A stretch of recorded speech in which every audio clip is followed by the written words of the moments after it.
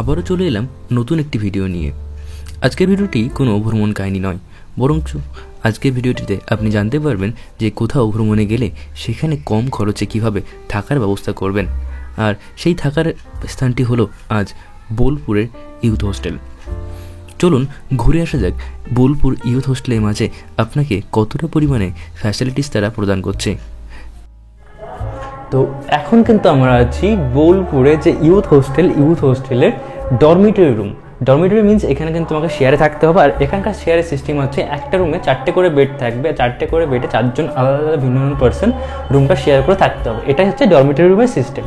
আর সত্যি বলতে আমি যখন ফার্স্ট টাইম এন্টার করি আমি নিজেই ইমপ্রেস, বিকজ এখানে এতটা পরিমাণ নিট অ্যান্ড ক্লিন, এত ওয়েল মেনটেন, যেটা গভর্নমেন্টের আন্ডারে যে আমাদের পশ্চিমবঙ্গ সরকারের আন্ডারটেকিং এত সুন্দর একটা প্রজেক্ট যে ইউথ হোস্টেলগুলো সত্যি খুবই সুন্দর। তারা আমাদের মতো স্লো ট্রাভেল করে, তাদের সত্যি খুবই ভালো। এত কম বাজেট, এত কম কস্ট এফেক্ট এরকমভাবে পেয়ে যাওয়া।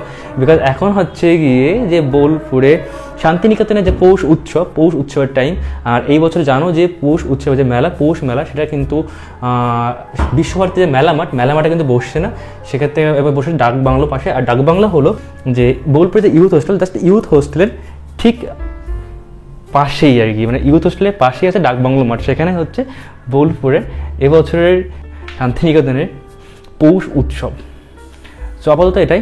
আর এখানে কিছু জিনিস বলে রাখি, থেকে বুকিং করো। আমি অন্যটা ভিডিও দেখাবো যে কীভাবে যে আমাদের ওয়েস্ট বেঙ্গল যে ইউথ হোস্টেলে অনলাইন বুকিং করতে হয়, সেটাও দেখিয়ে দেবো অন্য একটা ভিডিওতে, পরে একটা দেখিয়ে দেবো। বাট আপাতত আজকের ভিডিওতে থাকছে টোটালটাই হচ্ছে গিয়ে যে বোলপুরে ইউথ হোস্টেল আসলে কেমন, কতটা নিট অ্যান্ড ক্লিন, এখানে খাওয়া দাওয়া কেমন, সব কিছু নিয়ে। চলুন এবার আমরা চলে যাই বোলপুর ইউথ হোস্টেলের মেন বিল্ডিংয়ের দিকে। মেন বিল্ডিং মিনস এটা কিন্তু নতুন বিল্ডিংয়ে বলা হয়, যদিও দুটোই খুবই আপনারা দেখে বুঝতে পারবে না নতুন কি পুরনো। তো এখানে দেখুন গেটের মুখে কিন্তু দেওয়া আছে যে এখানে যে কোন রুমগুলো কত টাকা ভাড়া আছে সেটা কিন্তু টোটালটা এখানে দেওয়া আছে। আর আপনি তো মানে আমাদের ইউথ হোস্টেলের যে অনলাইন বুকিংয়ের পোর্টালে গেলে সেখানে দেখতেই পাবেন সিট অ্যাভেলেবিলিটি কত। এখানে ঢুকলে ডান দিকে কিন্তু কাউন্টার আছে। কাউন্টারের যে দাদাটা আছে মলয়দা খুবই ভালো আর কি। দাদা খুব সব দিক দিয়ে খুবই ভালো সাপোর্ট করে আর কি। তো আমি দাদার নাম্বারটা আপনাদেরকে ডিসক্রিপশানে দিয়ে দেবো। তো আপনি ওখান থেকে যদি আপনার কোনো ইস্যু হয় তো দাদার সঙ্গে যোগাযোগ করে আপনি তাদেরকে হেল্প নিয়ে আপনি অনলাইন থেকেও তাদের থ্রুতে আপনি বুকিং করে নিতে পারেন। তাদের সঙ্গে কথা বলে আপনি কনফার্ম হয়ে যেতে পারবেন। তো এবার চলে যায় ইউথ হোস্টেল ক্যান্টিনে। আর একটা জিনিস বলে রাখি, বোলপুরে সত্যি বলতে যদি অনেকের মনে হতে পারে, এটা আমার পার্সোনাল এক্সপিরিয়েন্স যে আমি বোলপুরে সত্যি মানে খাওয়া দাওয়াটা একটু মানে ভালো, মানে খাওয়া দাওয়া পাওয়াটা একটু চাপের হয়ে দাঁড়ায়। বাট আমি গুগলে মানে ফার্স্ট টাইম সার্চ করি, দেন দেখি যে ওখানে কিন্তু খুব ভালো আর কি দাদা রেটিং দেওয়া আছে। তারপর আমি সেখানে ট্রাই করি, বিকজ আমি ওখানে ছিলাম 2 দিন। তো ইউথ হোস্টেলের ক্যান্টিনে এই যে এখানে খাওয়ার মেনু চার্টটা দেওয়া আছে, এখানে কোনটা কি প্রাইস রয়েছে, এটা হচ্ছে তাদের ডিনারের চার্ট দেওয়া আছে, কোন খাবারে কত কি দাম আছে। তো আপনি চাইলে এখান থেকে স্ক্রিনশট তুলে নিতে পারেন বা পজ করে দেখে নিতে পারেন। তো এবার বাকিটা তাদের মুখ থেকে শুনে নিই যে অ্যাকচুয়ালি তাদের খাবারের প্রাইসটা কী আছে।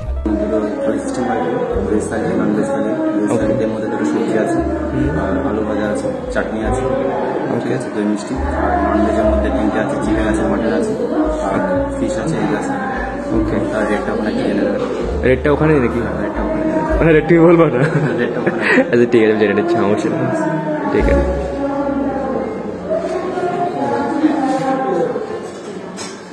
তো এটা হলো আমার ব্রেকফাস্ট। আমি সকালে যখন ব্রেকফাস্ট করি 3টে নান আর সাথে সবজি দিয়ে টোটাল 40 টাকা। বাট সত্যি খুবই ভালো খাবার আর কি, খুবই হেলদি।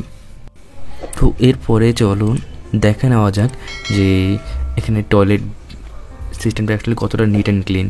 তো দেখতে পাচ্ছ যে কতটা পরিষ্কার পরিচ্ছন্নভাবে রাখা আছে আর কি, যে সত্যি খুবই পরিষ্কার পরিচ্ছন্ন, খুবই ওয়েল মেনটেন্ড। বোলপুরের ইউথ হোস্টেল সম্বন্ধে আরও কিছু কথা আপনাদেরকে জানিয়ে রাখি। তো ফার্স্ট অফ অল আমি কিন্তু ছিলাম এখানে ডরমিটরি রুম, অ্যাকচুয়ালি এটা হচ্ছে শেয়ারিংয়ের রুম থাকা। তো আমি যেহেতু একা ছেলে গেছি, তো সেই জন্য আমার পার্সোনালি কোনো সমস্যা নেই।